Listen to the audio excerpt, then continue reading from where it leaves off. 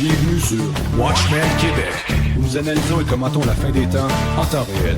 Entrez dans la Bible, mais avec une perspective renouvelée. Ici, vous connaîtrez la vérité, et la vérité vous rendra libre. Salut tout le monde, bienvenue sur Watchmen Québec, où on vous flatte les oreilles avec des choses agréables.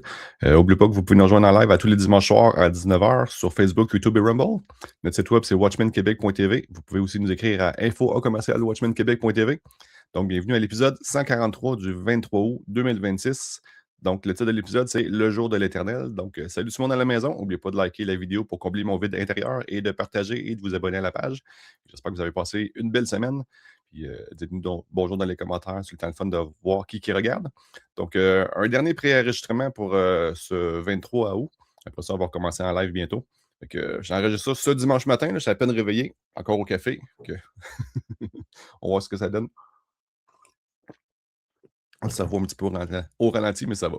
Donc, c'est ça. Fait qu'on devrait revenir en live dimanche prochain. Sinon, d'ici là, mercredi le 26, on devrait faire un petit live avec Wyatt qui lance un nouveau site web. Sinon, c'est ça. Dimanche prochain, le 30 août, on vient en live là, avec Alain et tout ça. Fait que soyez au rendez-vous. Donc, le sujet de l'épisode, ça devrait être les deux religions de la fin des temps, des tribulations. Fait que, on refait encore une fois un résumé de l'Apocalypse du point de vue de ça va être quoi les deux religions. Puis appuyer plein de versets par rapport à ça pour montrer le fondement biblique de ce que je vais avancer comme hypothèse, disons. Fait que, longue histoire courte, ça sent pas mal les lois noaïdes qui vont être la première religion de la fin des temps. Pour la première moitié, Israël va être le centre du monde. L'Antéchrist ne sera pas encore là, c'est Mitrib. Donc, le centre du monde à Jérusalem, loi noaïde, troisième temple, recommencer les sacrifices jusqu'à temps que l'Antéchrist arrive. Puis là, on passe à quoi? Au nouvel âge, la doctrine luciférienne, ainsi de suite. Fait que c'est ce que la Bible nous dit, l'Antéchrist ne sera pas égard au Dieu de ses pères. Et c'est ce que la franc-maçonnerie annonce même là, dans la lettre d'Albert Pike, qui va l'amener l'humanité vers la lumière luciférienne. Fait que, l'inversion de Lucifer est Dieu et aussi Dieu, nous sommes Dieu, ainsi de suite. Fait que c'est là que l'humanité s'en va. Le nouvel âge est déjà très populaire. Fait que c'est ça. Fait que la semaine prochaine, dimanche le 30 août, manquez pas ça, retour en live. Sinon, si vous n'avez pas vu cet été, là, on a fait juste un live, je pense, avec Jonathan Cocriamont au début de l'été. Sinon, j'avais fait après ça aussi un petit retour sur les 140 épisodes. Plein de sujets qu'on a parlé à l'émission pour si quelqu'un veut réécouter ça ou partager à quelqu'un qui en a besoin. Mais sinon, on a fait beaucoup de petites études bibliques cet été, là, fait que c'était plus facile à préparer qu'une émission comme parfois va prendre 6 à 8, 10, 12 heures à préparer. Ça, c'est des sujets d'église maison que j'ai juste réenregistrés. Donc, c'était des semi-vacances, disons, cet été. Fait que ça fait du bien pour le moral. Puis c'est ça. Fait que, on a parlé quoi? De la souffrance, la colère de Dieu, la volonté de Dieu. Un chrétien peut-il se mettre en colère? La tentation, le karma, ça, c'était une question à quelqu'un qui venait du Nouvel Âge à l'Église Maison. Est-ce que c'est biblique? Si tu es inversé, tordu? Qu'est-ce que la Bible dit par rapport à ça? Fait que c'est intéressant aussi. Après ça, tout est accompli, puis porter sa croix. Donc, des petites études bibliques qu'on a faites cet été. Fait que allez voir ça dans la section vidéo sur YouTube. C'est pas mal la meilleure place. Ça va pas mal mieux que sur Facebook, disons, voir des vieux vidéos. Fait que ce soir, on va parler du jour de l'Éternel. Fait que j'ai sorti des versets par rapport au jour de l'Éternel, le jour du Seigneur, le jour de Dieu, puis ainsi de suite. Le jour de Jésus-Christ, le jour du Seigneur Jésus-Christ, ainsi de suite. Fait qu'il y a plein de versets dans ce lien-là. Donc, on va regarder ce soir qu'est-ce que la Bible dit là-dessus. Y a-t-il une différence entre tout ça? Puis vous allez voir, il y a vraiment deux thèmes différents pour deux groupes différents. Donc, introduction. Fait que, comme je disais, le jour de l'Éternel, le jour du Seigneur, le jour de Christ, est-ce que c'est la même chose? Est-ce que c'est pareil? Est-ce qu'il y a des différences? Est-ce que c'est pareil dans l'Ancien ou dans le Nouveau Testament? Fait que dans le fond, comme je disais, j'ai sorti tous les versets de la Bible, littéralement, en tout cas, tout ce que j'ai trouvé, sur le jour ou la journée du Seigneur, ou le jour de l'Éternel, versus le jour de Christ, le jour de Jésus-Christ, le jour du Seigneur Jésus-Christ. Et en tout cas, il y a plein de façons de le voir, là. Soit que ça peut être au Père ou au Fils, vous allez voir. Longue histoire courte, je peux vous sauver il y a 1 heure. Le jour du Seigneur ou le jour de l'Éternel, le Père, on parle tout le temps d'une période de jugement à venir sur le monde. Puis quand on pointe vers le jour de Christ, Jésus-Christ, le Fils, on parle tout le temps de l'accomplissement des promesses faites à l'Église. Fait que longue histoire courte, c'est ça. Fait que si vous voulez aussi un peu plus d'infos sur le jour du Seigneur, je vous ai mis un petit lien God Question que vous pouvez aller voir sur Internet. Donc, on commence. Dans Acte 2, la première fois qu'on parle de cette fois-là, ça va être quoi? L'éclatante journée du Seigneur. Donc, qu'est-ce que la Bible nous dit sur ça? Fait que je les ai classés en ordre chronologique du Nouveau Testament, dans l'ordre que les livres apparaissent dans le Nouveau Testament. Donc, dans Acte 2, là, c'est à la Pentecôte, quand le Saint-Esprit descend, c'est 3000 personnes sont sauvées, mais ainsi de suite, se mettent à parler en langue, ainsi de suite. Donc, verset 11, Juifs, prosélytes, Crétois, Arabes, ils comprennent ce que les gens disaient en langue. C'est pas du charabia à l'époque, c'était des vraies langues, puis ça magnifiait Dieu. Nous les entendons parler en nos langues des merveilles de Dieu. Ils étaient donc tous étonnés et ne savaient que penser, se disant l'un à l'autre, que veut dire ceci? Et d'autres, se moquant, disaient, c'est qu'ils sont pleins de vin doux. Fait que dans le fond, quand tu entends des gens parler dans d'autres langues, tu ne comprends pas nécessairement ce que l'autre dit. Celui qui parle dans cette langue-là, lui, va comprendre. Lui, il comprend que tu magnifies Dieu. Mais mettons que tu es quelqu'un, je sais pas moi, du fond du Québec, puis tu entends quelqu'un parler en chinois ou en arabe, comme, qu'est-ce qu'il dit là? Il pensait que les gens étaient sous, pas parce qu'ils perdent le contrôle comme dans nos églises charismatiques avec l'esprit de Kundalini, mais parce qu'ils parlaient dans des langues. Mais on voit clairement ici, dans ce passage-là, dans Acte 2, que les gens comprenaient les langues. Le discours de Pierre, verset 14. Mais Pierre, se présentant avec les 11 apôtres, éleva sa voix et leur dit, hommes juifs, et vous tous qui habitez à Jérusalem, sachez ceci et prêtez oreille à mes paroles.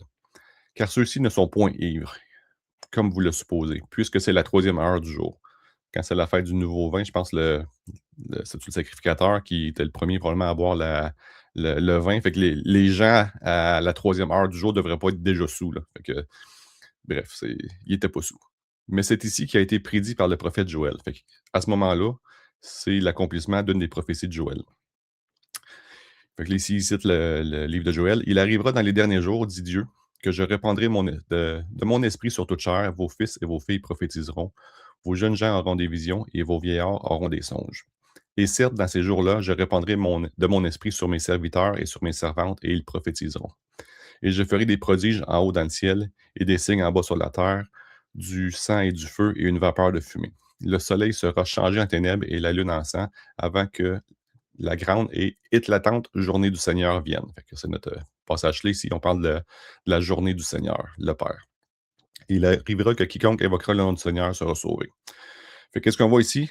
L'apôtre Pierre dit que la Pentecôte, quand le Saint-Esprit est descendu, c'est l'accomplissement de Joël 2. Dieu a déversé son esprit sur les gens. Moi, personnellement, je vois qu'il va y avoir un deuxième accomplissement de ça, probablement dans Apocalypse 6, les 144 000 Juifs, et il va y avoir comme une Pentecôte pour Israël. Quand Dieu marque 144 000 Juifs, à mon avis, il leur donne le Saint-Esprit.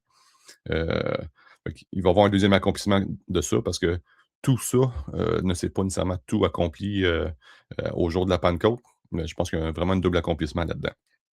Fait que tout ça pour dire, qu'est-ce qu'on voit ici?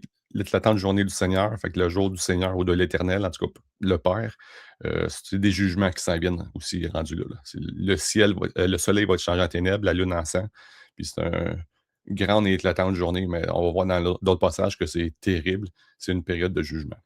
Fait que vous allez voir le fil conducteur, le jour du Seigneur de l'Éternel, en tout cas le Père, c'est tout le temps un jugement, puis le jour de Christ, Jésus, c'est tout le temps l'accomplissement des promesses pour l'Église. Fait que bref, ici, on voit que la fête de la Pentecôte était un des accomplissements, à mon avis, de Joël 2, mais il y en a probablement un autre pendant les tribulations pour Israël.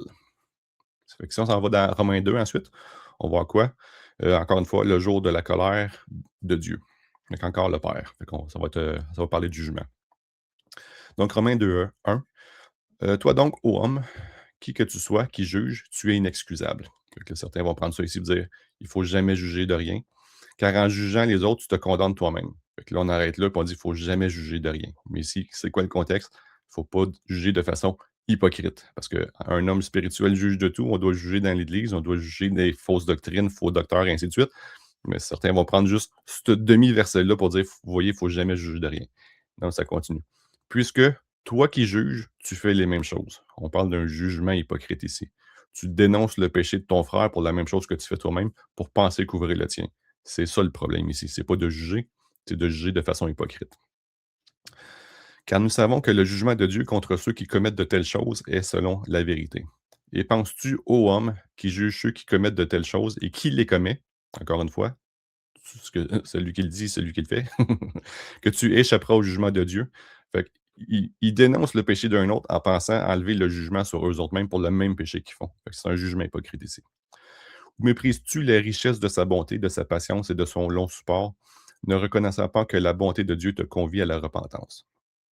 Mais par ton endurcissement et ton cœur impénitent, ici on parle de gens impénitents, ils ne se sont pas repentis, ils dénoncent le péché des autres pour se penser bon, pour penser couvrir le leur, mais ils ne sont même pas pénitents dans leur cœur, ils ne sont même pas repentants. Qu'est-ce qu'ils ont aux autres? Tu t'amasses un trésor de colère pour quand? Le jour de la colère et de la manifestation du juste jugement de Dieu. Fait que le jour de la colère de Dieu, puis le jour du juste jugement de Dieu. Fait qu'encore une fois, on parle d'un jugement. Fait que en fait, à toutes les fois qu'on parle du jour de l'Éternel ou de Dieu, le Père, on parle de la période des tribulations et des jugements qui vont avec, destruction, et ainsi de suite. Qu'est-ce qui va arriver à ce moment-là? Qui rendra à chacun selon ses œuvres, ouvre, savoir la vie éternelle à ceux qui, persévérant dans les bonnes œuvres, cherchent la gloire, l'honneur et l'immortalité, mais l'indignation et la colère aux contentieux et à ceux qui sont rebelles à la vérité et qui obéissent à l'injustice. Donc, les tribulations, ça va amener quoi? Certains vont mourir en martyr. On voit, il y a 4 groupes de rachés dans le livre de l'Apocalypse. T'en as pendant les sauts. À l'apogée, au 6e saut, le nombre est atteint. Et ensuite, dans la deuxième moitié des 7 ans, le groupe des saints, des Juifs, Israël, qui refusent la marque de la bête, ben, ces gens-là vont être sauvés en mourant en martyr. Pour le reste, ils subissent la colère de Dieu par son non repentant. Donc, jour de l'Éternel, jour de Dieu, tribulation, jugement, destruction. Ensuite, ici, si on avance dans 1 Corinthiens, dans le Nouveau Testament, on arrive à un passage là, qui parle de le jour de notre Seigneur Jésus-Christ. Donc là, le Fils. Fait que là, on va voir plutôt un accomplissement. C'est comme. En fait, c'est l'enlèvement. C'est le moment où on va voir nos récompenses. Puis c'est là que va commencer aussi le jour de l'Éternel, le jour de Dieu. Donc, en envers, c'est positif pour l'Église, en fait. Donc, 1 Corinthiens 4, je rends grâce continuellement à mon Dieu pour vous, à cause de la grâce que Dieu vous a donnée en Jésus-Christ, savoir de ce que vous avez été enrichis en lui, de toute manière, en toute parole et en toute connaissance, selon que le témoignage de Christ a été confirmé en vous, de sorte qu'il ne vous manque aucun don, à vous qui attendez la manifestation de notre Seigneur Jésus-Christ. En tant que chrétien, on attend la manifestation de notre Seigneur Jésus-Christ, son apparition. Il va venir nous chercher au son de la trompette et nous enlever sur les nuées. Ensuite, nous sommes les 24 anciens qui sont assis autour du trône dans Apocalypse 4.5. Ensuite, les cieux sont ouverts et la destruction commence. Il vous affermira, verset 8, aussi jusqu'à la fin, pour que vous soyez irrépréhensibles au jour de notre Seigneur Jésus-Christ. Donc, l'Église, on attend la manifestation du Seigneur Jésus-Christ. Pour nous, ce n'est pas une destruction. Pour nous, c'est quoi? C'est notre récompense, c'est notre corps glorieux, c'est rencontrer Dieu, c'est d'aller autour du trône avec la coupe de l'Alliance, et ainsi de suite. Fait que pour nous, c'est positif. Fait qu'on on veut, nous, on a hâte à ça. Pour le monde, ça va être un jugement, une destruction, mais pour nous, on attend cette récompense-là. Fait que la Bible nous dit qu'il va nous affermer jusqu'à la fin, si tu es vraiment sauvé, né de nouveau, scellé du Saint-Esprit. Puis on va être irrépréhensible au jour de notre Seigneur Jésus-Christ. On va être au ciel, tous nos péchés sont déjà payés, la dette est déjà payée. Fait qu'on est irrépréhensible. Dieu nous voit comme si on n'avait jamais péché. Donc, c'est positif pour nous. Dieu, par qui vous avez été appelés à la communion de son Fils Jésus-Christ, notre Seigneur, et oh, j'ai arrêté là, je pense. C'est ça. Fait que ici, on voit que c'est positif dans le sens de, heu, on va apparaître devant Dieu irrépréhensible, on va avoir des récompenses. D'1, le salut et de 2, les récompenses pour, nos œuvres. Donc, quand on pointe au jour du Fils Jésus-Christ, on parle de positif, enlèvement, récompense. Un petit peu plus loin dans 1 Corinthiens 5, on parle de l'immoralité dans l'Église. Ici, on parle du gars qui couchait avec sa belle-mère, un péché, tellement grave qu'on ne voit pas chez les païens. Paul il dit: «Vous auriez dû déjà juger et le mettre dehors». Mais ici, on va voir un passage qui nous parle du jour du Seigneur, donc le jour du Fils, puis, où ce qu'on attend quoi? Des récompenses. Vous voyez comment on va le voir. On entend dire de toutes parts qu'il y a parmi vous de l'impudicité, et une telle impudicité que même parmi les gentils, elle est inouïe. Fait que le gars qui couche avec sa belle-mère. Puis eux autres, ils n'ont pas de jugement dans l'Église, puis ils laissent faire ça. Ils n'ont aucun discernement. C'est que quelqu'un d'entre vous a la femme de son père, et vous êtes enflé d'orgueil, et vous n'avez pas, au contraire, été dans l'affliction, afin que celui qui a commis cette action fût retranché du milieu de vous. Fait aucun discernement. Eux autres, ils font comme beaucoup de chrétiens aujourd'hui, ils jugent de rien. Pour moi, absent de corps, mais présent d'esprit, j'ai déjà jugé. C'est ce qu'il aurait dû faire à Corinthe. Mais ils sont immatures. Comme si j'étais présent celui qui a commis une telle action. Au nom de notre Seigneur Jésus-Christ, vous et mon esprit étant assemblés avec la puissance de notre Seigneur Jésus-Christ. Qu'est-ce que Paul propose? Qu'un tel homme soit livré à Satan. Mettez-le dehors de l'Église. Il va peut-être se repentir. Le but, c'est quoi? C'est qu'il se repente puis qu'il revienne. Que cet homme soit livré à Satan pour la destruction de la chair, afin que l'esprit soit sauvé au jour du Seigneur Jésus-Christ. Donc, si l'Église le laisse dans l'Église, ce gars-là, il laisse faire un péché grave, il n'est pas confronté, ça passe comme dans du beurre. Le gars, il n'est peut-être pas sauvé, il n'est probablement pas repentant s'il continue à faire ça. Ce que Paul dit, jugez dans l'Église, soyez mature, ce gars-là devrait être mis dehors de l'Église pour que peut-être il va se repentir dans le but que quoi? Au jour du Seigneur Jésus-Christ, il soit sauvé, son âme soit sauvée. Fait que si vous aimez assez quelqu'un, il faut lui dire quand il est dans l'erreur. Verset 6, et il ne vous sied pas de vous glorifier. Vous ne devrez pas être orgueilleux dans tout ça. Vous êtes immature, Corinthe. C'est la pire église du Nouveau Testament. Ne savez-vous pas qu'un peu de levain fait lever toute la pâte? Fait qu'un aussi grave péché dans l'Église amène d'autres choses pires dans l'Église. Nettoyez donc le vieux levain, mettez-le dehors, afin que vous deveniez une nouvelle pâte, comme vous êtes sans levain, car Christ, notre Pâque, a été immolé pour nous. Fait que, bref. Ici, dans le contexte, c'est un contexte plus large, mais on dit à l'Église de Corinthe, mettez ce gars-là dehors pour que, probablement, il va se repentir ou pas, mais s'il se repent, au moins, il va être sauvé. Son âme va être sauvée au jour du Seigneur. Quand Jésus va revenir pour enlever son Église ou pour nous donner une récompense ensuite, au moins, il va être sauvé. Ensuite, un peu plus loin, dans 2 Corinthiens 1, Paul change ses projets. Verset 12, car ce qui fait notre gloire, c'est ce témoignage de notre conscience, que nous nous sommes conduits dans le monde et surtout à votre égard avec simplicité et sincérité devant Dieu, non pas avec une sagesse charnelle, mais avec la grâce de Dieu. Car nous ne vous écrivons pas autre chose que ce que vous lisez et que vous reconnaissez, et j'espère que vous le reconnaîtrez jusqu'à la fin. Selon que je vous ai aussi reconnu en partie que nous sommes votre gloire, comme vous serez aussi la nôtre au jour du Seigneur Jésus-Christ. Qu'est-ce que dit Paul ici? Là? Au jour du Seigneur Jésus-Christ, quand Jésus va revenir chercher son Église, puis qu'on va être enlevé, puis qu'on va avoir nos corps glorieux, puis ensuite au ciel, on va avoir nos récompenses spirituelles pour ce qu'on a fait comme œuvre. Paul il dit quoi? Vous serez notre gloire au jour du Seigneur. Donc, ce que Paul dit, continue dans le droit chemin, ce qui ne sont clairement pas à l'époque, pour que Paul puisse avoir des récompenses. Paul puisse être glorifié une fois devant le Seigneur. Pour dire, j'ai fondé une église, puis finalement, ils sont revenus dans le droit chemin. C'est ce que Paul dit ici. Donc, les œuvres qu'on fait vont être un genre de gloire pour nous. on va avoir des récompenses, des couronnes, ainsi de suite. C'est sûr qu'on va mettre nos couronnes aux pieds de Jésus, mais on va avoir quand même des récompenses par rapport à tout ça. Donc, Paul dit à l'Église, restez dans le droit chemin, parce que si vous le faites, vous allez être une gloire pour Paul lui-même au jour du Seigneur. Donc, le Fils, le jour du Seigneur, récompense. Et dans cette confiance, je voulais premièrement aller vers vous, afin que vous eussiez une seconde grâce. Et passer de chez vous en Macédoine, puis de Macédoine revenir vers vous et être conduit par vous en Judée. Donc ici, encore une fois, on voit le jour du Seigneur Jésus, donc le Fils. On parle d'un moment de récompense pour l'Église. C'est positif. Le jour de l'Éternel, le jour du Seigneur, le Père, jugement, destruction, mais quand c'est le Fils, c'est récompense. Dans Philippiens 1, un peu plus loin dans le Nouveau Testament. La prière de Paul pour les chrétiens de Philippe, fait que l'Église de Philippe.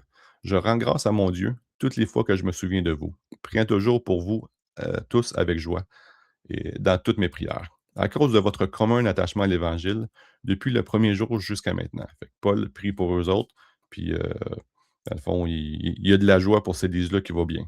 Étant persuadé que celui qui a commencé en vous cette bonne œuvre, fait que Dieu commence une bonne œuvre dans les chrétiens de Philippe, et en poursuivra l'accomplissement jusqu'à quand? Jusqu'au jour du Seigneur, de Jésus-Christ. Donc, jusqu'au jour de la récompense pour l'Église. Paul a confiance que Dieu va poursuivre la bonne œuvre en eux. Verset 7. Et il est juste que tels soient mes sentiments pour vous, tous, car dans mes liens et dans la défense et la confirmation de l'Évangile, je vous porte dans mon cœur, vous tous qui partagez avec moi la grâce qui m'est faite. Dieu m'en est témoin, en effet, que je vous ai chéri, que je vous chéris tous d'une affection cordiale en Jésus-Christ. Ce que je demande, c'est que votre charité augmente de plus en plus en connaissance et en toute intelligence. Fait que Paul veut qu'il soit plus dans l'amour, prendre soin des autres, puis aussi en connaissance, puis en intelligence de la parole, de la connaissance de notre Dieu. Pourquoi? Pour discerner la différence des choses, afin que vous soyez purs et irréprochables pour quand le jour de Christ, donc le Fils, tu vas être irréprochable le jour de Christ pour avoir le salut et les récompenses. Étant rempli par Jésus-Christ des fruits de la justice à la gloire et à la louange de Dieu. Donc, encore une fois, on parle le jour de Christ, quelque chose qui pointe au Fils, c'est positif pour l'Église, salut et récompense. Un petit peu plus loin dans Philippiens 2. Brillez comme des lumières dans le monde. Verset 12. Ainsi, mes bien-aimés, comme vous avez toujours obéi, non seulement comme à ma présence, mais plus encore maintenant à mon absence, Paul dit travaillez à votre salut. Souvent dans le monde pentecôtiste, on va prendre ça pour dire qu'il faut travailler à notre salut, mériter notre salut, travailler, faire des œuvres pour gagner et conserver notre salut. C'est pas ça que ça dit du tout ici. On va voir ça. Fait que travaillez à votre salut avec crainte et tremblement, car c'est Dieu qui produit en vous le faire, le vouloir et le faire selon son plaisir. Fait que peu importe les œuvres qu'on va faire, c'est Dieu qui le fait en nous. Faites toutes choses sans murmure et sans dispute. Donc, soyez pas dans dispute dans l'Église, afin que vous soyez sans reproche, sans tâche, enfants de Dieu, irrépréhensibles, au milieu d'une génération dépravée et perverse, au sein de laquelle vous brillez comme des flambeaux dans le monde, y portant la parole de vie. Pourquoi? Fait que soyez droit en tant que chrétien. Pourquoi? Pour avoir les récompenses au jour de Christ. Donc, verset 16, en sorte que, au jour de Christ, donc le Fils, récompense et salut, je puisse me glorifier de n'avoir point couru en vain ni travaillé en vain. Fait que si ici, on est capable de lire 4 versets de suite, on comprend le contexte, on ne parle pas de travailler à son salut pour gagner le salut par les œuvres, c'est une hérésie totale. Paul, clairement, ne prêche pas le salut par les œuvres. Le contexte ici, quand ça dit travailler à votre salut, c'est pour que je puisse me glorifier. Paul, encore une fois, comme qu'on a vu au chapitre précédent, dit à l'Église, continuez dans le droit chemin, restez dans la vérité, soyez droits, soyez pas dans les disputes, les murmures et autres, pour que Paul puisse se glorifier d'avoir fondé une bonne Église et avoir des récompenses au jour de Christ, au jour de Jésus-Christ. Dans le fond, au moment où on va être au ciel, Paul ne veut pas perdre ses récompenses d'une Église comme Corinthe qui a complètement dégénéré. Paul dit à l'Église de Philippe, restez dans le droit chemin pour que travaillez à votre salut, continuez dans le droit chemin pour que je puisse me glorifier. Pas pour gagner votre salut individuellement par les œuvres, mais pour que Paul puisse avoir ses récompenses. Ne pas les perdre. Parce que je pense que, comme j'avais dit dans une émission, en regardant l'Église de Corinthe, il était découragé, puis en tout cas, 2 Corinthiens, c'est. En tout cas, comme je dis souvent, c'est la pire Église du Nouveau Testament. Fait que Paul, il veut pas qu'il arrive la même chose à Philippe, continue le droit chemin pour que Paul ne perde pas ses récompenses d'avoir fondé une église qui s'en va tout croche. Verset 17, ici même je sers d'aspersion pour le sacrifice et le ministère de votre foi. J'en ai de la joie et je m'en réjouis avec vous tous. Vous aussi de même, ayez de la joie et vous réjouissez avec moi. Donc, encore une fois, le jour de Christ, Jésus-Christ, le Fils, encore une fois, on parle de, on veut, c'est positif, c'est le salut puis c'est les récompenses. 1 Thessaloniciens 5, ici on va parler plutôt du jour du Seigneur, donc destruction et jugement. Pour ce qui concerne les temps et les moments, vous n'avez pas besoin, frères, qu'on vous en écrive. Vous savez bien, en effet, vous-même, que le jour du Seigneur viendra comme un larron dans la nuit. Fait que tu te fais surprendre, tu te fais détruire, voler, ainsi de suite. 3. Car lorsqu'ils diront paix et sûreté, alors une ruine subite les surprendra. Fait que, destruction. Comme les douleurs surprennent la femme enceinte, et ils n'échapperont point. Donc, le jour du Seigneur, on voit clairement qu'on parle de jugement et destruction. Verset 4. Mais quant à vous, frères, nous, les chrétiens, c'est pas pour nous, ça. Tant qu'à vous, frères, vous n'êtes pas dans les ténèbres pour que ce jour-là vous surprenne comme un voleur. Vous êtes tous des enfants de la lumière et des enfants du jour. Nous n'appartenons point à la nuit ni aux ténèbres. Ne dormons donc pas comme les autres, mais veillons et soyons sobres. C'est des images. Il faut être sauvé. Faut se repentir et mettre une foi en Jésus. On reçoit le Saint-Esprit, on est scellé. Fait que soyons pas comme ces gens-là qui dorment, qui n'ont pas mis leur foi en Jésus, parce que eux, c'est la destruction qui s'en vient après l'enlèvement. Car ceux qui dorment, dorment la nuit, et ceux qui s'enivrent sont ivres la nuit. Mais nous qui sommes du jour, soyons sobres, étant revêtus de la cuirasse de la foi et de la charité, et du casque de l'espérance du salut. Car Dieu ne nous a point destinés à la colère, nous, on ne sera pas dans le jour du Seigneur, la destruction et le jugement, mais quoi? À la possession du salut par notre Seigneur Jésus-Christ. Nous, on attend la récompense. Ensuite, après l'enlèvement, c'est l'ouverture des sceaux, début des tribulations, jugement et destruction pour le monde. Mais nous, on n'est pas pour ça. Nous, on est des enfants de la lumière. Nous, on attend le jour de Christ pour nos récompenses. Verset 10, qui est mort pour nous, afin que, soit que nous veillions, soit que nous dormions, fait que les chrétiens qui sont déjà morts ou encore en vie au son de la trompette, nous vivions ensemble avec lui. C'est pourquoi exhortez-vous les uns les autres et édifiez-vous les uns les autres, comme vous le faites aussi. C'est une bonne nouvelle. L'Église a hâte. Encouragez-vous avec ça. C'est une bonne nouvelle. Ayez pas peur que les tribulations s'en viennent, puis qu'il faut survivre, puis persévérer jusqu'à la fin pour ne pas prendre la marque de la bête, puis se cacher dans la forêt. C'est pas pour l'Église, ça. L'Église, on attend notre récompense. Le monde va tomber dans la destruction après. Un petit peu plus loin, dans 2 Thessaloniciens 2, la révolte finale. Pour ce qui regarde l'avènement de notre Seigneur Jésus-Christ, sa venue, sa deuxième venue, et notre réunion avec lui, deux événements, si on parle de l'enlèvement, fait que la deuxième venue versus l'enlèvement, on parle de tout ça dans les versets qui s'en viennent. Nous vous prions, frères, de ne pas vous laisser ébranler facilement dans vos pensées et de ne pas vous laisser troubler par quelques inspirations ou par quelques paroles ou quelques lettres qu'on dirait venir de nous, comme si le jour de Christ était proche. Fait que, on s'entend, l'Église naissante, ils sont dans les persécutions. Il y en a qui meurent pour leur foi. Fait que certains ont sûrement commencé à parler puis à envoyer des lettres dire on est dans les tribulations. On a peut-être manqué le jour de Christ, on a manqué l'enlèvement, puis on est dans les tribulations, puis on est en train de mourir, comme certaines prophéties disent. Ils disent non, non, on n'est pas déjà dedans. C'est ça qu'on dit ici. Comme si le jour de Christ était proche. Ils ne sont pas dans les tribulations. Verset 3, que personne ne vous séduise en aucune manière, car il faut que la révolte ou l'apostasie, fait que ça, il y a plusieurs interprétations de ça, la révolte, soit la révolte contre Dieu, ou apostasie, que certains voient comme soit la chute de la foi, l'abandon de la foi, ou dans les vieilles Bibles, même les premières, je ne me rappelle plus les noms, là, mais on dit le grand départ ou le département en vieux français.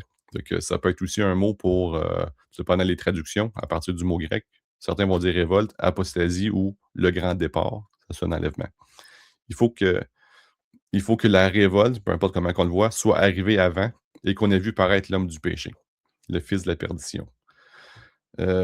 Avant le retour de Jésus, il faut que l'Antéchrist arrive. Ce que Paul est en train de dire ici, c'est qu'on n'est pas dans une tribulation parce que l'Antéchrist doit arriver puis il n'est pas là. Puis c'est qui l'Antéchrist? C'est l'adversaire et celui qui s'élève au-dessus de ce qu'on appelle Dieu. Comme on voit dans Daniel, il n'a pas égard au Dieu de ses pères et il se prend lui-même pour un Dieu. Ou qu'on adore jusqu'à s'asseoir comme le Dieu dans le temple de Dieu, se proclamant lui-même Dieu. Fait que, pendant les tribulations, il va y avoir l'Antéchrist. Il y a beaucoup d'Antéchrist dans le monde, mais l'Antéchrist, lui, va se prendre pour Dieu, mourir, revenir à la vie par un esprit qui vient de l'abîme. Peu importe l'homme, c'est une enveloppe corporelle, c'est un esprit qui vient de l'abîme qui va posséder cet homme-là. Le 7e roi devient le 8e, avec la force de Satan, ça devient la bête. Fait que ça, c'est l'Antéchrist. Fait que il faut avoir vu ça, parce qu'ils n'ont clairement pas vu à l'époque. Donc, ce que Paul dit ici, stressez-vous pas, on n'est pas dans les tribulations. Il faut avoir vu l'Antéchrist, il faut avoir vu tout ce qu'on vient de vous dire, puis ça, ils ne l'ont pas vu à l'époque. Ne vous souvient-il pas que je vous disais ces choses lorsque j'étais encore avec vous? Fait que Paul leur a déjà expliqué tout ça. Et maintenant, vous savez ce qui le retient. Fait que souvent, les gens vont dire ça, là, ils vont lire un ou deux versets là-dedans, vous voyez. Il faut voir l'Antéchrist avant que l'Église soit enlevée. Fait que là, ils vont dire on est enlevé soit mi-trib ou post-trib, whatever. Ils vont prendre. Non, non, il faut continuer à lire le reste du contexte. Ici, il y a quelque chose qui retient l'Antéchrist. L'Antéchrist ne peut pas paraître. Qu'est-ce qui le retient? Verset 6. Afin qu'il soit manifesté dans son temps. Car le mystère d'iniquité ou le mal opère déjà. Il y a déjà beaucoup de mal dans le monde. Il se passe plein de choses mauvaises, ainsi de suite. Mais il y a quelque chose qui le retient. Fait qu'il opère déjà, attendant seulement quoi? Que celui qui le retient maintenant soit enlevé. Fait que toutes les Bibles du texte reçu, Textus Receptus, Martin Osterval, King James en anglais, toutes les vieilles Bibles, c'est le mot enlevé qu'il y a ici. Toutes les Bibles modernes, on a fait l'émission 54 sur les deux familles du Nouveau Testament. Toutes les Bibles modernes, après Westcott et North, deux jésuites qui ont sorti le Codex Vaticanus et Sinaiticus, un trouvé dans une bibliothèque du Vatican, un exemplaire, puis l'autre trouvé sur une poubelle. On va dire que ça, c'est plus vieux, c'est meilleur. Puis ils ont floché pratiquement toutes les vieilles Bibles, Martin Osterval, en français. King James, elle tient le coup en anglais parce qu'il y a beaucoup de King James only, mais en français, c'est difficile de nos jours de trouver une Martin ou une Osterval. Mais c'est comme je disais à l'émission, il y a à peu près 5% de différence. C'est toutes des subtilités où on jette un flou sur la divinité de Christ, on jette un flou sur l'enlèvement pré-trib et on jette un flou sur le salut par grâce. Fait que ça ici, c'est un exemple. Celui qui le retient soit enlevé. C'est l'Église qui doit être enlevée. Le corps de Christ doit être enlevé avant que l'Antéchrist puisse apparaître. Les nouvelles Bibles vont dire que ce qui le retient doit avoir disparu. Mais là, c'est pas clair. Là, les gens se demandent si tu le Saint-Esprit, si tu telle ou telle chose. Non, non. L'Église doit être enlevée avant que l'Antéchrist puisse apparaître. Si on veut faire des analyses profondes, surtout de l'Apocalypse, il faut revenir à ces vieux textes-là, le texte reçu, qui est plus proche du texte original. Puis si vous allez voir la concordance Strong en arrière de ça, ils ne sont pas basés sur le texte reçu. La concordance Strong est basée sur le texte critique, minoritaire. Fait que le mot en arrière, il faudrait aller voir le texte grec du texte reçu. Je l'ai en PDF quelque part, mais c'est le mot enlevé qui était là dans les textes reçus. Donc, l'Église doit être enlevée avant que l'Antéchrist puisse apparaître. Verset 8, et alors paraîtra l'impie. Après que celui qui le retient soit enlevé, l'Église doit être enlevée, alors paraîtra l'impie. L'Antéchrist ne peut pas apparaître tant que l'Église est sur terre. Que le Seigneur détruira par le souffle de sa bouche. On sait qu'à la fin des 7 ans, quand Jésus revient, il va détruire l'Antéchrist juste avec le souffle de sa bouche. Et qui en attira par l'éclat de son avènement. L'apparition de cet impie aura lieu avec la force de Satan, avec toute puissance, avec des prodiges et des faux miracles, et avec toutes les séductions de l'iniquité parmi ceux qui se perdent. Il va y avoir beaucoup de séductions pendant les tribulations, parce qu'ils n'ont point reçu l'amour de la vérité pour être sauvés. C'est pourquoi Dieu leur enverra un esprit efficace d'égarement, ils vont être séduits facilement parce que Dieu le permet encore plus, pour qu'ils croient au mensonge, afin que tous ceux qui n'ont pas cru à la vérité, mais qui ont pris plaisir dans l'injustice, soient condamnés. Fait que ce qu'on voit dans la structure du texte de l'Apocalypse, l'Église est enlevée, les sceaux sont ouverts, puis les tribulations commencent par les 4 cavaliers, le chaos s'installe sur terre, la guerre, famine, ainsi de suite, mais ça culmine avec une purge des laissés derrière. Fait que dans le fond, après l'enlèvement, les gens repentants sont tués. Ceux qui sont prêts à mourir pour le nom de Jésus sont tués en martyr. Donc, qu'est-ce qui reste après? Une majorité de gens irrepentants pour les tribulations. Fait que là, Dieu envoie encore plus un esprit d'égarement sur ces gens-là pour qu'ils croient au mensonge.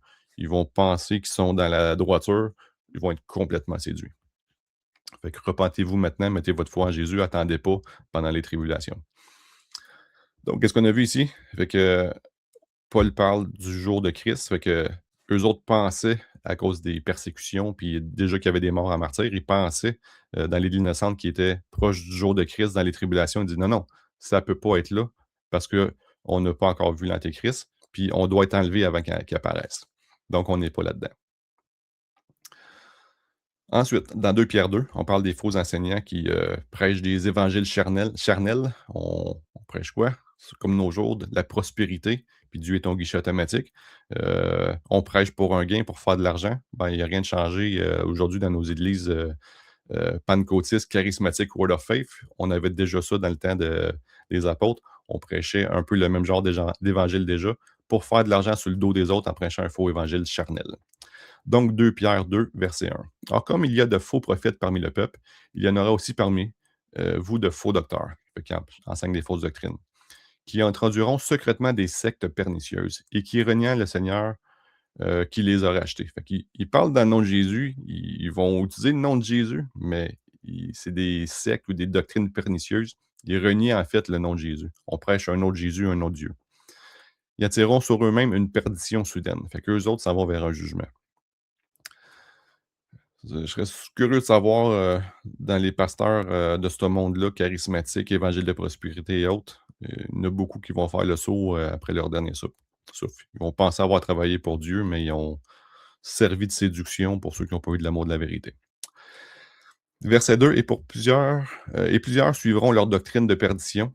C'est encore le cas aujourd'hui. Les églises où on prêche la prospérité sont pleines et la voix de la vérité sera blasphémée à cause d'eux. Et par cupidité, avec l'appât du gain, la prospérité, ils trafiqueront de vous, fait qu'ils vous servez à les enrichir au moyen de paroles trompeuses, mais depuis longtemps, leur condamnation ne s'arrête point et leur perdition ne sommeille point. Fait que ces pasteurs-là qui prêchent la prospérité ou qui enseignent pour faire de l'argent sur le dos des autres, ils s'en vont clairement vers un grave jugement.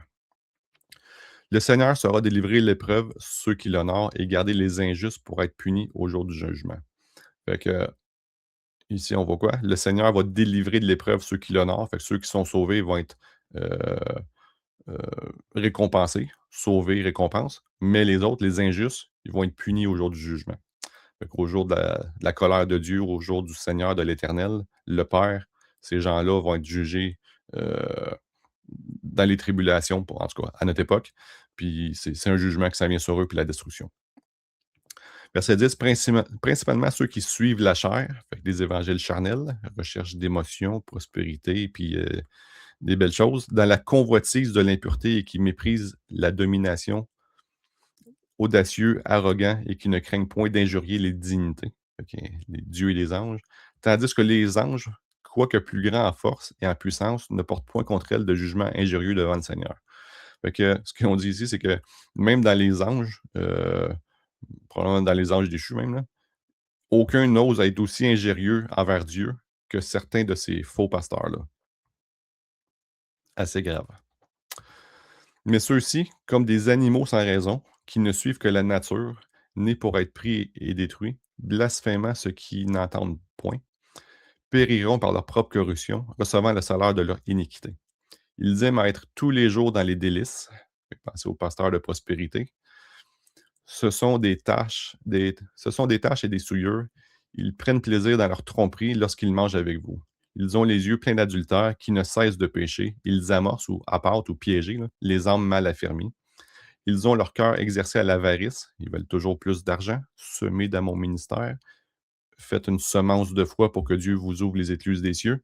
Ces gens-là vont être vraiment jugés durement une fois devant Dieu.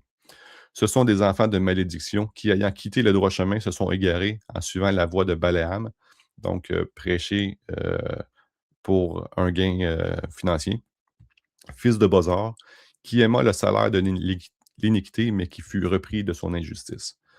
Donc, ce qu'on voit ici, soyez droits pour être délivrés. Dieu va nous délivrer pour ceux qui sont sauvés, mais le reste, les injustes vont être jugés au jour du jugement. Donc, encore une fois, un peu le jour du Père, du Seigneur, on s'en va vers destruction et jugement pour ceux qui ne sont pas sauvés. Ensuite, un petit peu plus loin dans 2 Pierre 3. Or, les cieux et la terre d'à présent sont gardés par la même parole et réservés pour le feu au jour du jugement. Fait qu'encore ici, on parle de jugement et de destruction et de la perdition des hommes impies. Fait que les pécheurs qui ne se repentent pas s'en vont vers le jugement. Et les chrétiens qui disent qu'il ne faut pas se repentir, que c'est une œuvre, on peut aussi vous englober là-dedans. Si vous dites qu'il ne faut pas se repentir, il y a au moins 30 versets dans le Nouveau Testament, facilement, qui s'adressent à l'Église, qui nous disent de nous repentir et de croire dans l'Évangile. Donc, repentez-vous de vos péchés et croyez que Jésus est mort pour vos péchés. Fait que sinon, vous vous en allez vers le jour du jugement. Toutefois, bien-aimés, n'ignorez pas une chose, c'est que pour le Seigneur, un jour est comme 1000 ans et 1000 ans euh, sont comme un jour. Fait que Dieu nous a pas oubliés, Dieu va revenir, mais c'est ça. Jésus s'en va 2 jours, le troisième jour il nous redonne la vie. On approche du 2000 ans depuis la croix. Il va venir bientôt nous chercher. Peut-être le sujet de la semaine prochaine, justement. Ben, deuxième live, là, fait quoi? C'est le 30. Je vais faire les deux religions des tribulations, puis probablement le 6 septembre, mon sujet va être euh, euh, excusez, je cherche le titre, comment je l'ai appelé exactement. La fête des trompettes et l'enlèvement de l'Église. Fait qu'on va regarder les versets qui parlent de l'enlèvement de l'Église, puis espérons que c'est cette année. Fait que, bref, on attend ça. Fait que, mais pour le reste, c'est le début des tribulations. Fait qu'on approche du 2000 ans depuis la croix. Si Christ est mort en 33, il dit dans 3 jours, je vous redonne la vie, le troisième jour. Fait que 2033 pour un potentiel retour de Jésus, on s'entend. On recule de 7 ans pour 7 ans de tribulation. Ça nous amène 2026 mathématiquement pour l'enlèvement potentiel de l'Église. Espérons-le. Bref, fait que dans 2 semaines, on va regarder les sujets sur la fête des trompettes, l'enlèvement de l'Église et autres. Puis c'est ça. Espérons que c'est cette année. Fait que le Seigneur ne tarde pas dans l'exécution de sa promesse, il ne nous a pas oubliés, comme quelques-uns croient qu'il est du retard. Mais il use de patience envers nous, ne voulant point qu'aucun périsse, mais que tous viennent à la repentance. Encore une fois, il faut se repentir. Or, le jour du Seigneur, donc le Père, viendra comme un larron dans la nuit. Encore une fois, on voit que le jour du Seigneur, le jour de l'Éternel, le Père, c'est tout le temps jugement et destruction. En ce temps-là, les cieux passeront avec fracas, et les éléments embrassés seront dissous, et la terre, avec les œuvres qui sont en elle, sera entièrement brûlée. Destruction totale. Puis donc, que toutes ces choses doivent se dissoudre, quelles ne devez-vous pas être par la sainteté de votre conduite et votre piété, attendant et hâtant la venue du jour de Dieu. Fait qu'ici, on parle un peu de nouveaux cieux, nouvelle terre. Là, fait que ce bout-là, je trouve que ça sonne un peu plus comme l'éternité après le millénium, quand on va être dans euh, après le jugement du grand trône blanc, où tout le monde est jugé, la vieille terre, les cieux sont détruits, puis Dieu fait des nouveaux cieux, une nouvelle terre. Fait que ce bout-là, ça sonne un petit peu comme ça ici.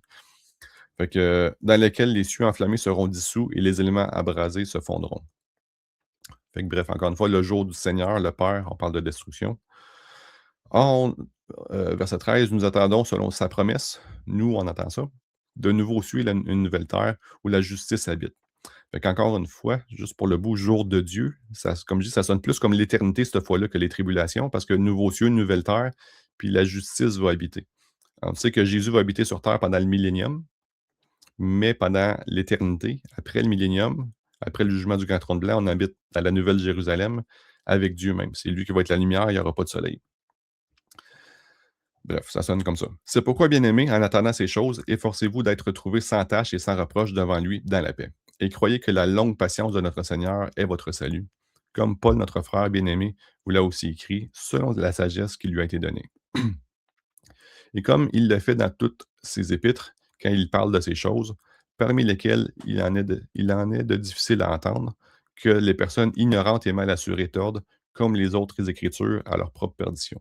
Ce que Pierre dit ici, c'est que comme vous avez lu dans les lettres de Paul, donc Pierre endosse Paul, certains qui vont dire que Paul n'était pas inspiré, surtout dans les mouvements juifs messianiques parfois, ou Hebrew Root Movement, ils vont dire non, non, Paul c'est un faux, puis il prêche un autre évangile de la grâce, on est sauvé par les œuvres, ainsi de suite. Non, non, ici tu vois Pierre, un des apôtres, qui endosse Paul.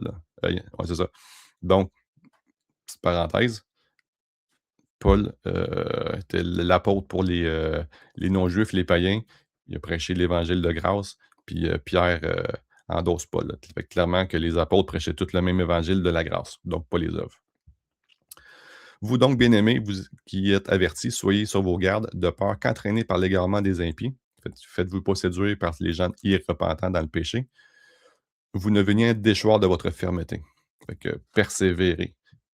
Mais croissez dans la grâce et la connaissance de notre Seigneur et Sauveur Jésus-Christ. À lui soit gloire et maintenant et pour le jour d'éternité. Amen. Juste une petite parenthèse sur verset 17. On a parlé souvent. Certains vont prendre des passages comme ça, déchoir de ta fermeté, votre fermeté. Vous voyez, on peut perdre notre salut. Comme je les ai expliqué, quand les apôtres écrivent aux églises, ils parlent à plein de monde. Dans les églises, il y a des gens sauvés, des gens pas sauvés. Fait que tu fais quoi dans ce temps-là? Tu avertis ceux qui ne sont pas sauvés. Tu donnes les promesses à ceux qui sont droits, sauvés, scellés du Saint-Esprit, mais il ne faut pas que tu oublies d'avertir ceux qui sont dans l'Église, mais qui ne sont pas encore sauvés, qui sont là peut-être comme un club social où ils viennent essayer ou ne sont pas sûrs. Ben, on avertit ces gens-là de persévérer. Ça ne veut pas dire que tu peux perdre ton salut. Parce que clairement, quand tu es scellé du Saint-Esprit, on voit dans le reste du Nouveau Testament, clairement que tu es scellé jusqu'au jour de la rédemption. Petite parenthèse. Bref, on voit ici que le jour du Seigneur, encore une fois, pour le Père, c'est une destruction sur le monde, du jugement. Nous, on n'est pas pour ça. Nous, qu'est-ce qu'on doit faire? S'assurer d'être sauvé, se repentir, puis croire que Jésus est mort pour nos péchés. Et le petit bout ici, jour de Dieu, à mon avis, ça sonne beaucoup comme l'éternité après le millénium, parce qu'on voit comme si nouveau cieux, nouvelle terre, ça, c'est à la fin du millénium. Et Dieu, verset 13, la justice habite avec nous. Bref. Ensuite, on tombe dans l'Apocalypse, mon livre préféré, Apocalypse 1. Une petite gorgée de café pour continuer à me réveiller ce matin.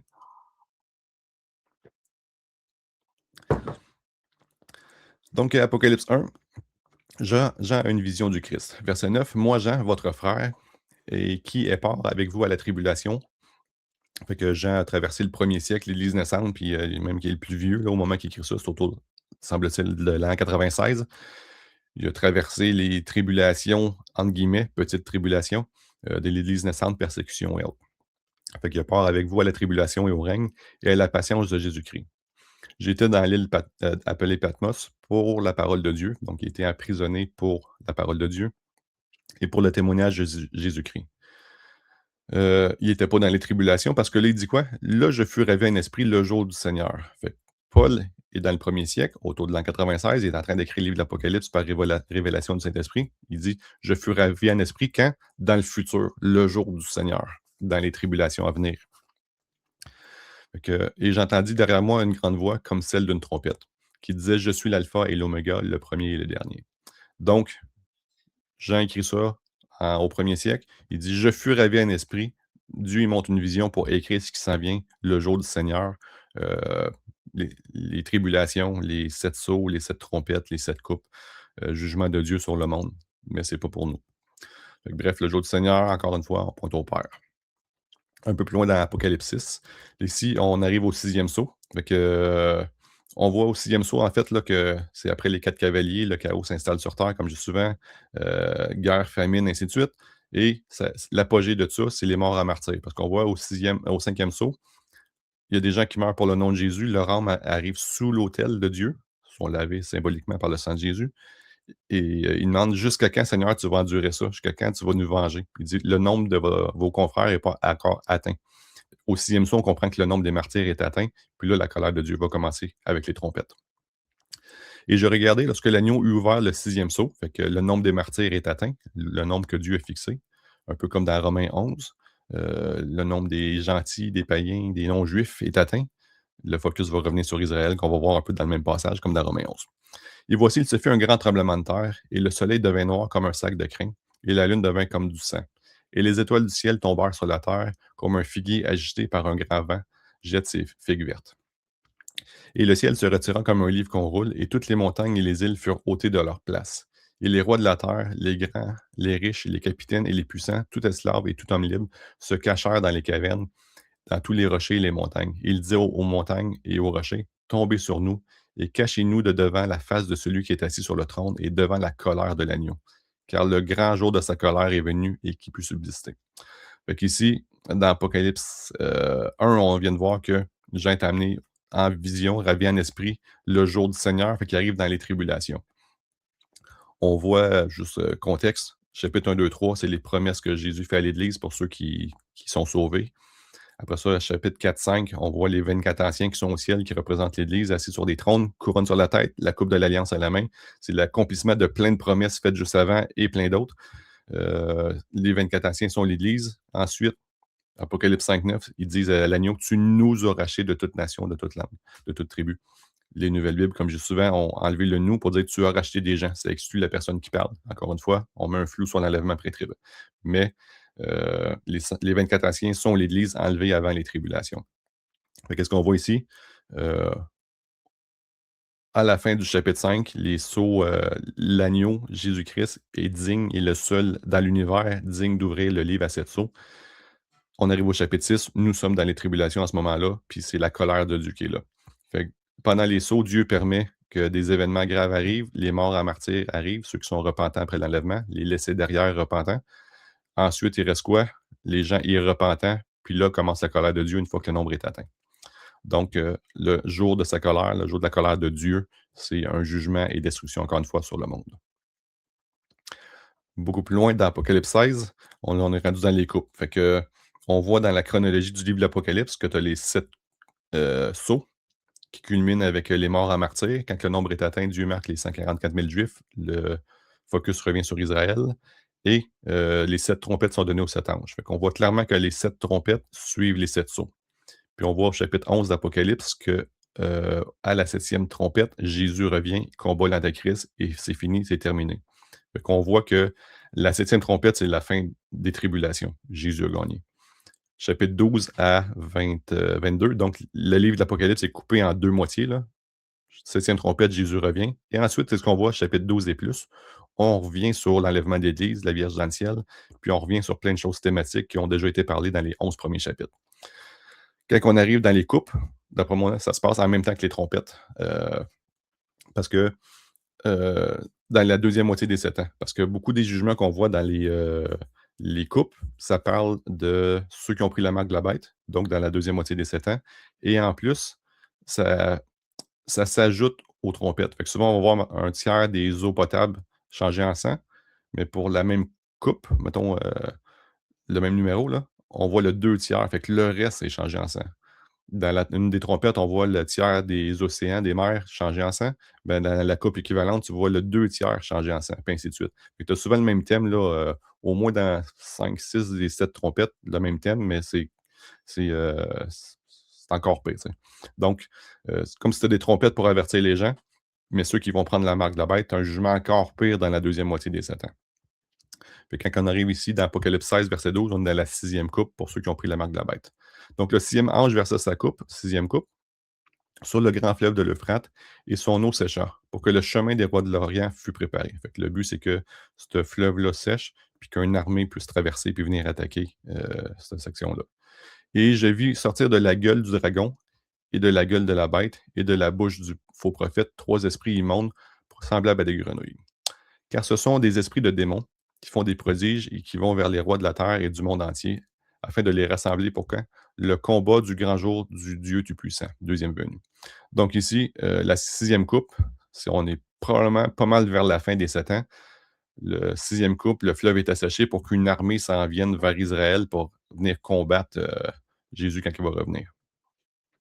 Fait que le combat du grand jour du Dieu Tout-Puissant. Probablement la deuxième venue à la fin des 7 ans dans ce cas-là ici. Voici, je viens comme un voleur, heureux celui qui veille et qui garde ses vêtements, afin qu'il ne marche pas nu et qu'on ne voit pas sa honte. Et on les rassembla dans le lieu qui s'appelle en hébreu Armageddon, montagne de la déroute. Donc, Armageddon, dans le fond, il va y avoir un combat à cette montagne-là.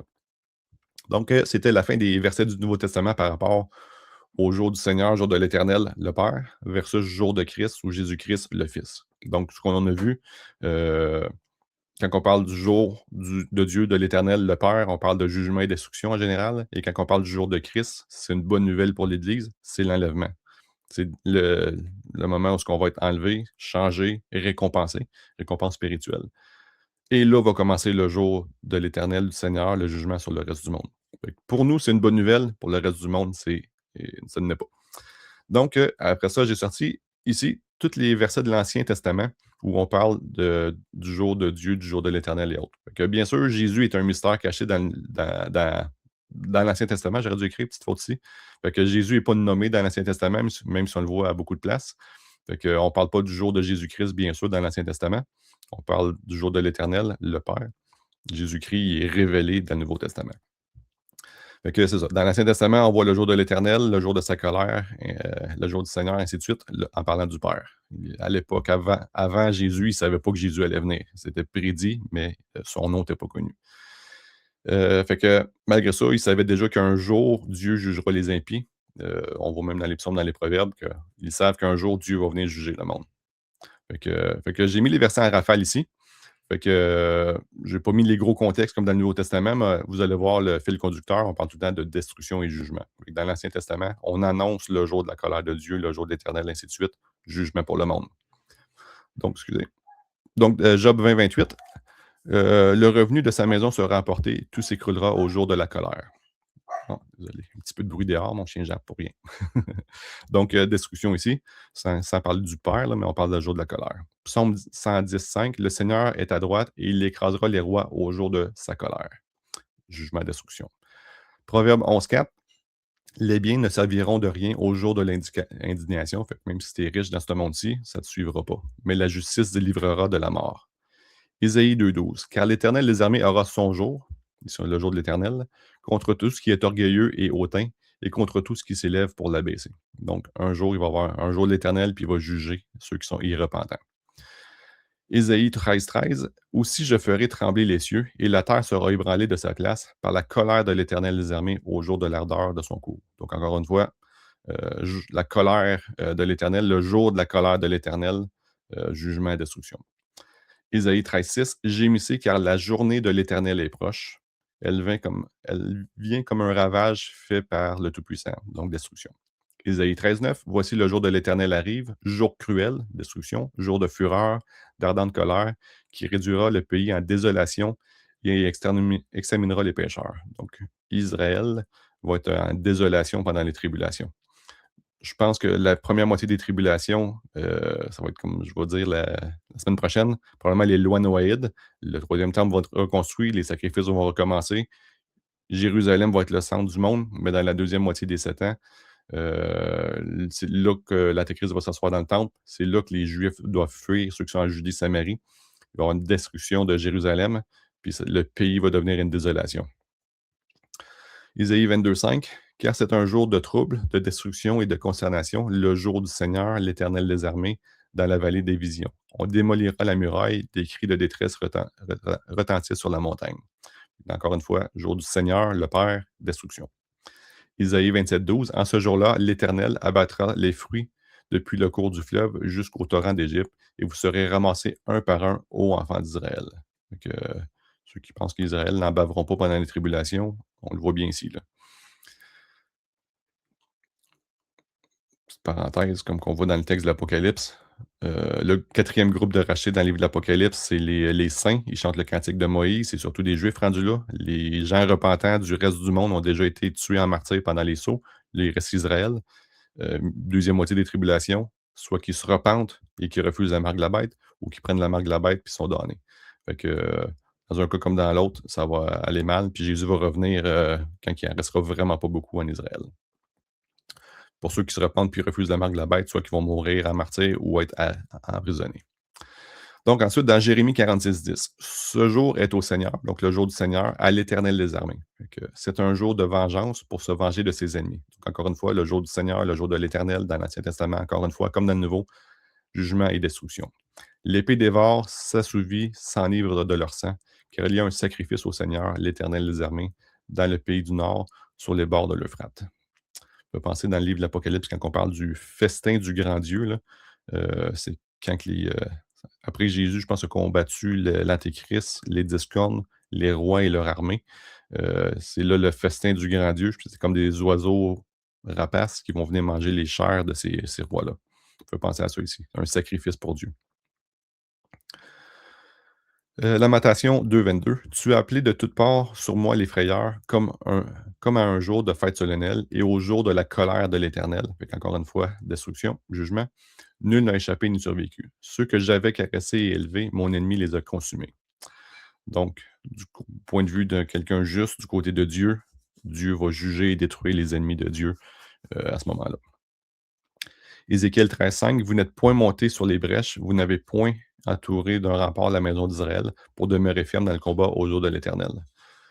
Donc, on voit un peu dans Joël 2 aussi, il y a une armée qui va monter par les murailles, rentrer par les fenêtres, puis venir détruire Israël, Jérusalem. C'est pour ça qu'ils doivent fuir dans la deuxième moitié des tribulations, après que l'Antéchrist prend le contrôle. Ézéchiel 7,19, ils jetteront leur argent par les rues, et leur or sera en abomination. Ni leur argent, ni leur or ne pourront les délivrer, au jour de la grande colère de Dieu. Ils n'en rassaisiront point leur âme, ni n'en rempliront leurs entrailles, car ce fut là la pierre d'achoppement de leur iniquité. Fait que, point intéressant ici, on voit que des gens ils ont prospéré, les gens riches, ils ont prospéré, ils ont été dans les choses de ce monde. Ils ont mis leur foi là-dedans, leur amour, l'argent, puis ça a été plus important que n'importe quoi pour eux autres. Mais ça a été leur perte qu'on voit dans Ézéchiel 7,19. Leur argent a été leur perte, puis ils vont se ramasser à avoir rejeté Dieu à cause de ça parce qu'ils ont mis leur argent plus dans Mammon qu'en Dieu. Puis ils vont se ramasser dans le jour de la colère de l'Éternel. Puis leur or et argent ne leur servira de rien. Fait que ça a été leur pierre d'achoppement, ce qui les a fait tomber, l'amour de l'argent. Ce qui est probablement vrai aussi pour certains pasteurs de prospérité. Ensuite, dans Joël 1,15, quel jour? Car le jour de l'Éternel est proche, il vient comme un ravage du Tout-Puissant. Donc, encore une fois, jour de l'Éternel, le Père, destruction, jugement. Joël 2,1, un peu plus loin, que tous les habitants du pays tremblent, car le jour de l'Éternel vient, car il est proche. Joël 2,31, le soleil sera changé en ténèbres et la lune en sang avant que le grand et terrible jour de l'Éternel vienne. Encore une fois, destruction, jugement. Joël 3,14, des multiples dans la vallée du jugement, car le jour de l'Éternel est proche dans la vallée du jugement. Amos 5,18, malheur à ceux qui désirent le jour de l'Éternel, à quoi vous servira le jour de l'Éternel, il sera ténèbres et non lumière. Fait que ceux qui vont être sur terre pendant ce moment-là, c'est ténèbres et non lumière. Tu veux pas le jour de l'Éternel. Tu veux le jour de Christ pour l'enlèvement, salut et récompense.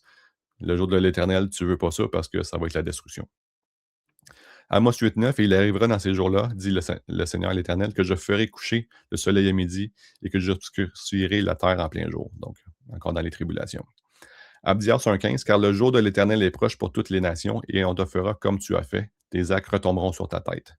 Fait que, jour de l'Éternel, jugement. Sophonie, le grand jour de l'Éternel est proche. Il est proche, il vient à toute hâte. La voix du jour de l'Éternel retentit.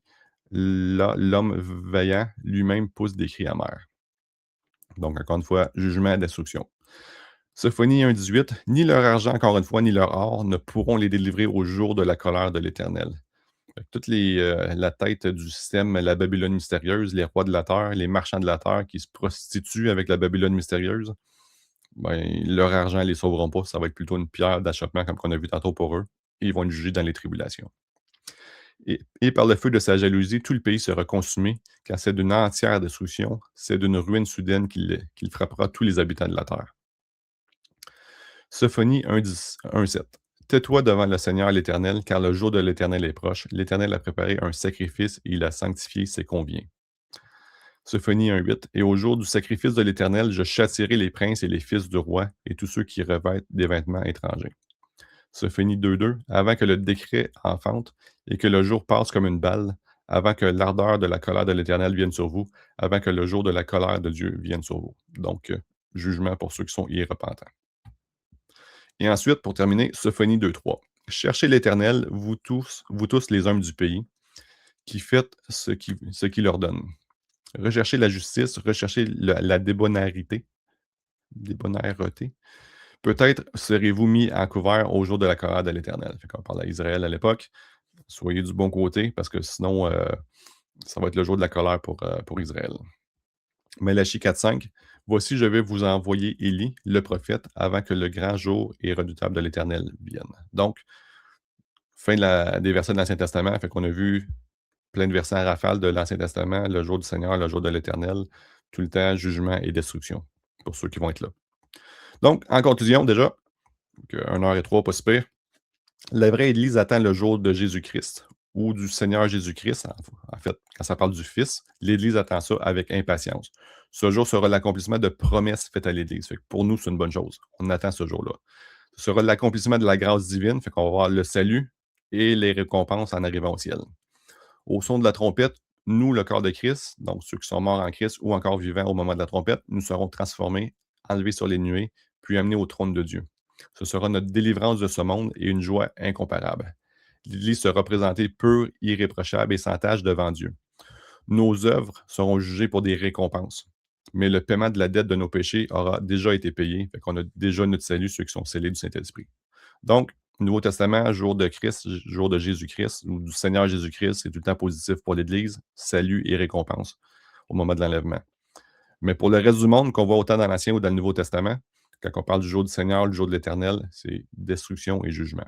Donc, pour le reste du monde, ceux sans le sceau du Saint-Esprit au moment de la trompette de Dieu, quand les tribulations vont commencer après l'enlèvement, le jour du Seigneur ou de l'Éternel, quand on parle du Père, sera pour eux une période de jugement divin sans précédent qu'on appelle les tribulations. D'un côté, Dieu va retirer l'Église, le corps de Christ, donc celui qui retenait l'iniquité, comme qu'on a vu dans 2 Thessaloniciens 2, 7. Fait que Dieu va enlever l'Église qui retenait l'iniquité, puis il va juger le monde, va détruire le monde. De l'autre côté, Dieu laisse aussi Satan agir, séduire et détruire. Fait qu'il y a une destruction qui vient de la part de Dieu, puis une destruction que Dieu laisse Satan faire aussi. On voit dans le texte de l'Apocalypse. Donc, une fois dans les tribulations, ceux qui vont avoir reçu l'amour de la vérité seront sauvés à travers le feu. Fait que la plupart vont mourir à martyr pour le nom de Jésus, autant tout de suite pendant les sauts, autant pour Israël à la fin des tribulations dans la deuxième moitié. Mais les autres auront le cœur endurci jusqu'à la fin. Fait que si vous manquez l'enlèvement, il y a un choix rendu là. Soit que tu tombes dans l'humilité, tu te repens de tes péchés, tu meurs en martyr, tu vas être sauvé, tu as le salut. Pour le reste du monde, la majorité des gens dans les tribulations, ils vont rester dans l'orgueil, dans leur euh, fausse religion occulte. Ils s'en vont vers quoi? Le jugement, la destruction et la perdition. Donc, c'était ce que la Bible avait à dire sur le jour de l'Éternel, le jour du Seigneur, versus, quand on parle du jour de Christ, le jour du Seigneur Jésus-Christ, le Fils. Donc, encore une fois, pour résumer ce qu'on a vu, quand ça parle du jour de Jésus-Christ, ça parle d'une récompense pour l'Église. C'est une bonne nouvelle. On attend ça, on attend la trompette. Si vous aimez l'époux, vous avez hâte qu'il vienne nous chercher. Mais pour les autres, ça va être le jour du Seigneur, le jour de l'Éternel, destruction et jugement. Donc, aujourd'hui est le jour du salut. J'essaie de tout le temps partager l'Évangile à chaque émission. Fait que c'est comment on est sauvé en tant que personne. On est tous pécheurs, on est tous destinés à l'enfer. On s'en va tous là. Par défaut, on s'en va tout en enfer. Il n'y a pas de bonne personne, entre guillemets. Il n'y a pas de bonne œuvre que tu peux faire pour annuler tes péchés. On s'en va tout en enfer. Ce que la Bible nous demande, c'est de se repentir, d'admettre qu'on est pécheur, puis de mettre notre foi dans l'Évangile. C'est quoi le vrai Évangile? C'est pas la prospérité, puis ces conneries-là. Le vrai Évangile, c'est que Jésus est mort sur la croix pour nos péchés. Il a été mis au tombeau, il est ressuscité après 3 jours, il a porté nos péchés à notre place. Donc, si on se repent, si on met notre foi dans le sacrifice parfait et complet de Jésus, on est scellé du Saint-Esprit jusqu'au jour de la rédemption. Puis, on ne perd pas notre salut. On est sauvé. On est une nouvelle créature. On est né de nouveau. Puis, au son de la trompette, on va être enlevé. Fait que, pour le reste des gens, si vous n'êtes pas sauvés, si vous ne vous repentez pas de vos péchés, vous vous en allez vers les tribulations. Fait que aujourd'hui, le jour du salut, repentez-vous, mettez votre foi dans le vrai évangile, parfait, le sacrifice parfait et complet de Jésus. On est sauvé par la grâce et non par nos œuvres afin que personne ne se vante. Il n'y a pas de, comme je dis souvent, de balance à faire pencher. Jésus a tout payé à la croix. Donc, c'était ce que j'avais à vous partager pour le jour de l'Éternel, le jour du Seigneur. Donc, on se revoit ce mercredi avec un petit live avec Wyatt et dimanche prochain pour les 2 religions des tribulations. Que Dieu vous bénisse et bonne semaine.